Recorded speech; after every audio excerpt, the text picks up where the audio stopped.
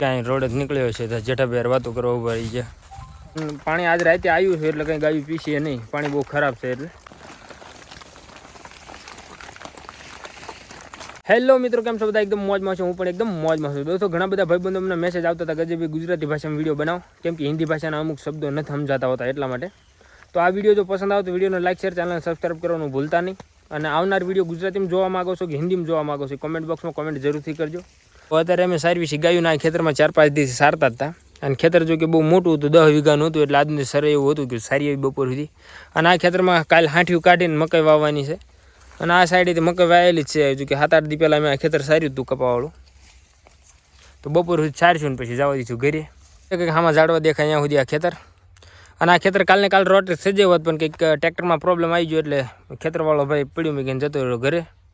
ખેતર બહુ મોટું એટલે કંઈક હાથે હાંઠિયું કાઢવા જાય તો 4-5 દી થઈ જાય એવું છે. એટલે એમને તરત મકાઈ વાવવાની છે આમાં, એટલે અમે રોટને મારીને ડાયરેક્ટ મકાઈ જ વાવવાના છે. તો અત્યારે અમે જઈએ છીએ ઘરે ગાયું પાણી પાવા. પાણી જો કે અહીંયા છે બાજુમાં કેનાલમાં, પણ પાણી આજ રાતે આવ્યું છે એટલે કંઈ ગાયું પીસીએ નહીં, પાણી બહુ ખરાબ છે એટલે અમે ઘરે જઈને સીધા અવાડામાં જ પહેલી. અને આ હાલ્યા જાય આપણા ડોબાની ગાયું હારે નીકળી હતી, પણ હવે ગાયું થોડીક વધારે ઉતાવળે હાલે અને ડોબા હળવા હાલે. એટલે હજી ગાયું લગભગ ઘરે પોકવા આવી છે, ડૂબા જે અડધેક જ છે. ના અહીંયા પડી છે આપણી નીણ, જો કે અમે સારવા જવાનું તો નથી, ઘરે ને ઘરે જ છીએ. પાણી પાઈને પછી નાખશું ગાયું નીણ. હજી અત્યારે ડોબા ઘરે પહોંચ્યા છે, બાકી ગાયું તો ક્યારની પાણી પીને પણ નીણ નાખેલી હતી, અહીંયા નીણ ખાવા જતી રહી.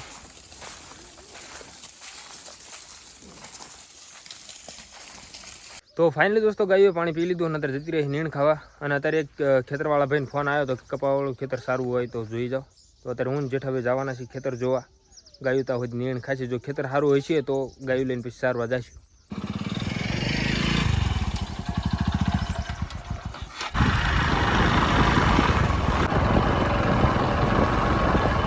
તો આ છે એ ખેતર જે અમને અત્યારે ફોન કરીને ગાયું સારવાનું કીધું. ખેતર પાલો સારો લાગે. કેમનું જેઠાભાઈ લાવશું ગાયું? હાલો તને ગાયું લેવા જવું પડશે.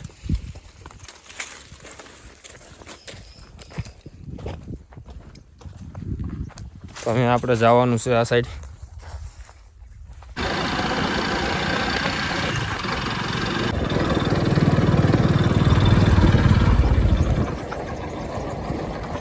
તો અત્યારે આપણે જેઠાભાઈ જતા રહ્યા ગાયું લઈને સારવા, જે આપણે ખેતર જોઈને આવ્યા એ બાજુ આ સાઈડ. તો મને ભૂખ લાગી હતી એટલે હું ઘરે ખાવા રહી ગયો હતો ને ખાઈ લીધું મેં. જઉં છું ગાયુંમાં. તો અહીંયા પોળ છે આપણી ગાયું, અને આ સાઈડ વાયેલી ડુંગળી અને નાળિયેરના ઝાડ, જો કે ધ્યાન રાખવું પડશે. અને સામી સાઈડે ડુંગળી છે, પણ ત્યાં તો ગાયું જાય છે નહીં લગભગ, અહીંયા પોળે એટલે. અને સામી સાઈડે ઘઉં વાયેલા, એટલે ઘઉં તો હજી ઉગ્યા નથી, એટલે તો અહીંથી જવાનું કોઈ ટેન્શન નથી. તો જેઠાભાઈ સામે ઓલા લીમડાના ઝાડ હેઠળ બેઠા અને આપણે અહીંયા બેસવાનું છે. જ્યારે ગાયું ઘરે ખેતરમાં ત્યારે વાળવાનું કામ છે ખાલી. અને જ્યાં સુધી ગાયું સરશે ત્યાં સુધી સારશું. ગાયું ધરાઈને ઘરે જાય એટલે હાલી જવાનું ઘરે. હાલો તો આપણી ગાયું અહીં પોળી થવું પણ જેઠાભાઈ બેઠા એમની પાસે કોઈક આવ્યું જોઈએ, જઈને કોણ આવ્યું.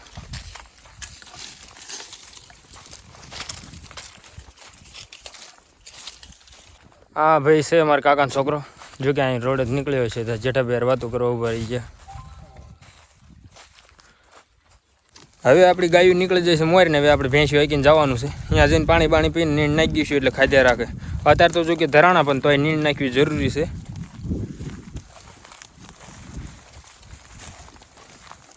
તો ગાયું પાણી પીને જતી રહે, સામે નીણ નાખી લીધી અહીંયા. અને આજ દિવસની લાઇટ નહોતી એટલે કે આટલો અવાડો અડધો થઈ ગયો છે. આજ રાતે 10 વાગે લાઇટ આવે એટલે ફરીને આપણે ધોઈને અવાડો ભરી લઈશું. ભેંસું પાણી પી રહી તો આપણે આમને હાંકવી નીણ કરી.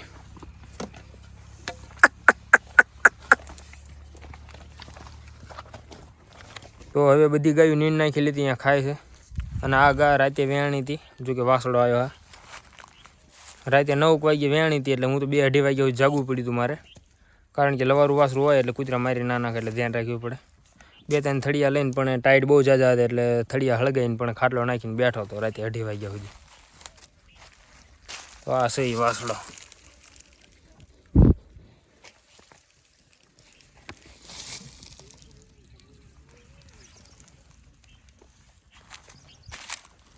તો ફાઇનલી દોસ્તો અમે ગાયું બાંધવાનો ટાઈમ થઈ ગયો અને આપણા જેઠાભાઈ ગાયું બાંધવા માંડ્યા છે.